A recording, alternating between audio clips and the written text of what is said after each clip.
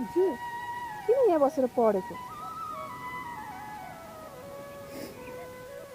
घाँस काट्न आएको थिएँ मिस, त्यही भएर यहीँ बसेर पढेको। ए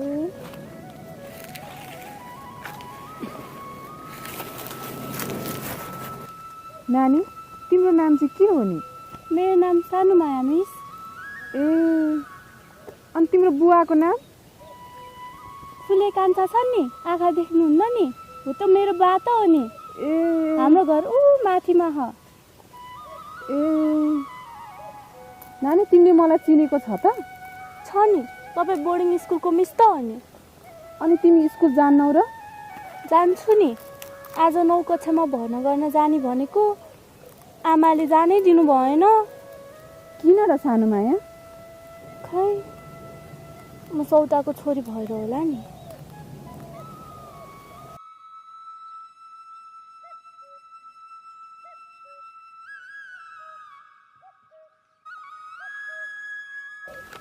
खै किताब ल्याऊ त।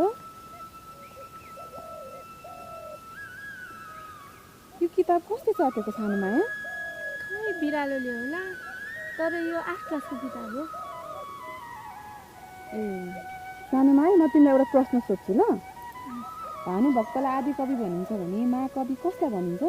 महाकवि लक्ष्मीप्रसाद देवकोटा। लक्ष्मीप्रसाद देवकोटालाई त आँसु कवि पनि भनिन्छ नि। ओ स्याबास। नानी, तिमीलाई नेपालको क्षेत्रफल कति छ थाहा छ? थाहा छ। लु भन त। 1,47,181 वर्ग किलोमिटर। स्याबास।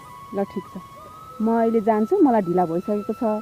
अरू पनि सोध्थेँ मैले तिमीलाई, फुर्सदमा म तिमीलाई भेट्छु है त।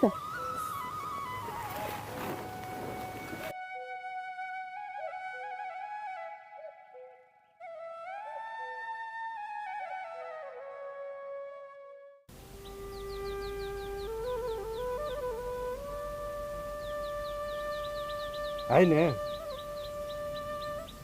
यो दिलमाया आउँछ भनेको यस बेला चाहिँ आउँदिन। अब निस्किँदाखेरि त्यो अन्धोले देखो भने पनि देखेको हुँदैन, आएको छैन। किन ढिला गरी त्यसले?